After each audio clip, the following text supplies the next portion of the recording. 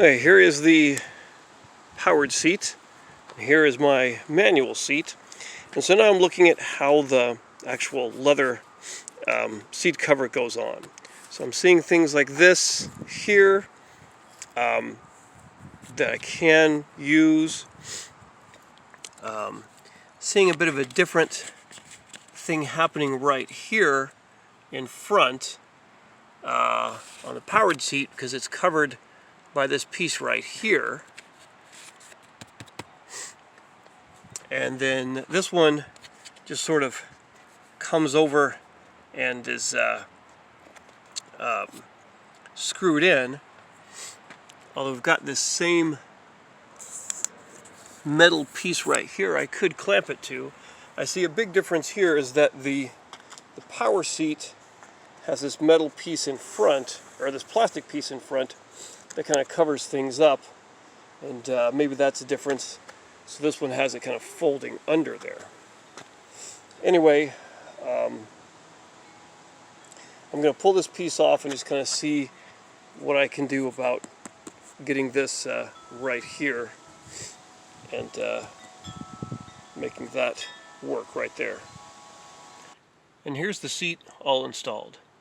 Now, why do I have it right here and not showing you all the steps that I'm going through? Well, because I really don't recommend this. See, I have, you notice, it's the manual seat here, and if you're finding a leather seat, you're probably finding one that's power. I really haven't been able to find a leather seat that is manual, so I'm not really sure how this car ended up with it. I'm the third owner of this car, and it's been doing well, but let me show you a couple of things here. The leather, I'm not sure how it was put in originally. I don't think it's with any kind of package from Nissan, because that would include a power seat, from what I can tell. And this is the Nissan leather seat, and you can see this little bit right here. And here's the other seat, which I have not removed yet, and it doesn't quite have that little piece there. So I'm not sure what's going on. Now, here's my leather seat, and there's the back, and the tan is a little bit different color. I'm not sure what you can tell right here. So for example, here's the new one that's from what I'm guessing actually is one that you get with a leather package. And you can see the tan is slightly different here. Just a little bit. So I hope that doesn't bother me too much. Anyway, I'm going to replace the other seat, and that shouldn't be an issue. That's just kind of popping in and out because it's manual. But notice a few things here. Like right down here, the power seat has a piece that goes all the way across. That's a piece of leather, or excuse me, a plastic trim that goes all the way across here and hides that. So they don't really care what this looks like here, because you don't need to be able to reach underneath and grab this bar to move your seat. You're doing it with the controls. So in the seat that I had was replacing here, my original seat, the leather kind of folded under, and then they had screwed it in underneath like that. So there's really no way I can put the piece back on from the electric seat, and I think it would interfere with the handle here, with grabbing and using that. So really, if you have a manual seat, I just don't suggest replacing it with one that is powered. It's a lot of work and a lot of jury rigging, and I just don't think it's a great idea. And let me show you why. See, I really didn't know what I was doing when I first started out with this video. As an example, these are the wires, the connectors that I saw, and I misinterpreted what they were. I can tell you now, this yellow one is for your airbag, and this white one here is for your seat belt, which is of course kind of built into the seat. And that's all you have there. If you get a powered seat, this one even came with heated seats, which I can't use, but it's very different. Now, first of all, it's very rusty looking, but if you take out the ones in your own car, even those will look quite rusty, just I guess from ambient humidity. So if we look underneath here with this one, these are the motors that drive the seat, moving back and forward and doing all its things. And they have their own electrical connections right there. There's one that goes into that one.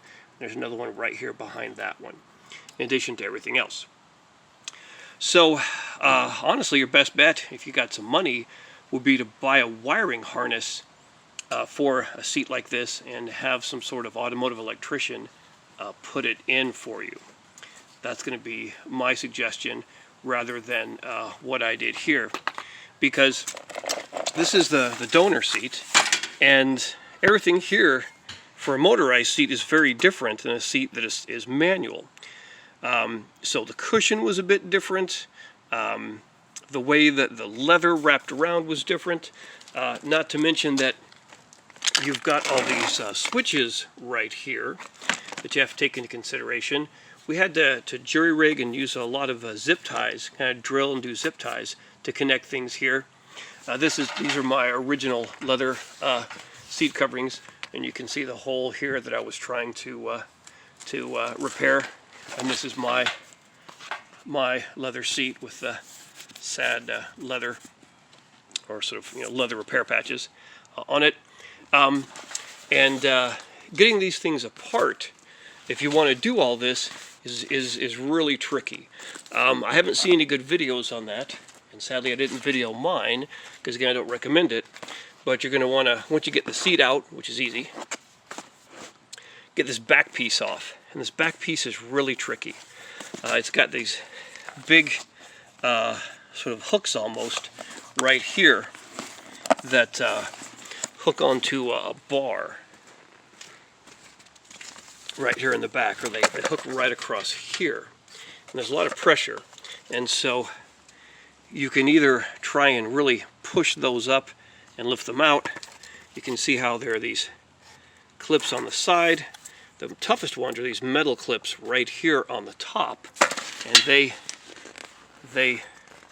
I think go in right here.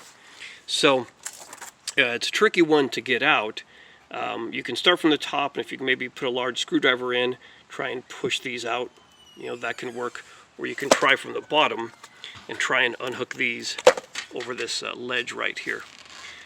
But even the shape of the cushion for the back was actually very different.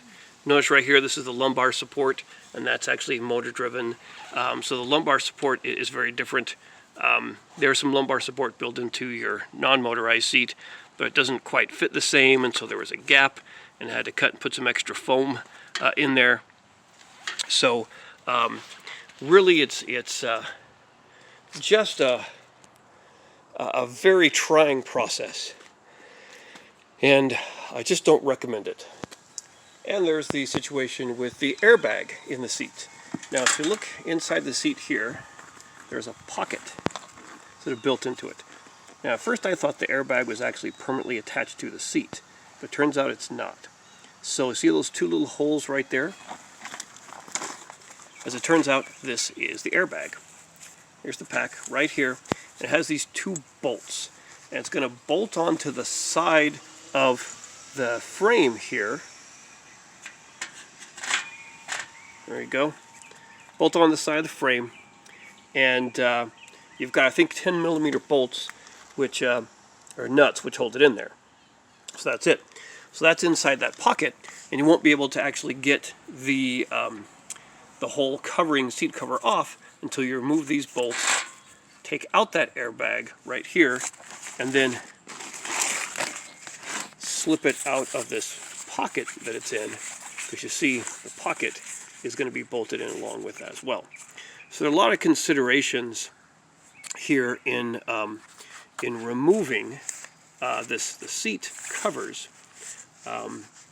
Also, it may be velcroed or even hog tied in here along the seams. So that's another issue you have to think about if you're going to completely dismantle this and take all those parts off to be able to get to them.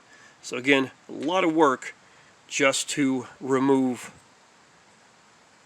the outer cover, leather or cloth.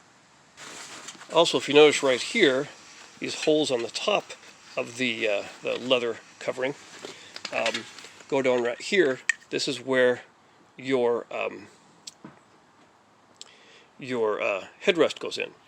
And so these will actually just kind of push right in.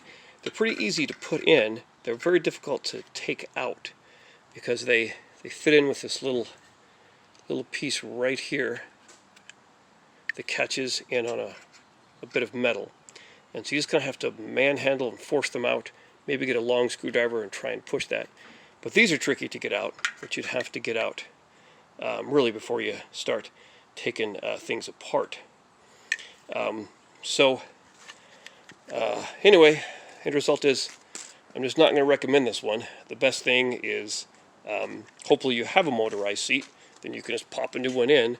But if you don't, it might even be better just to buy the wiring harness and have an electrician wire it up, and then you can just pop it in yourself without having to worry about all this mess.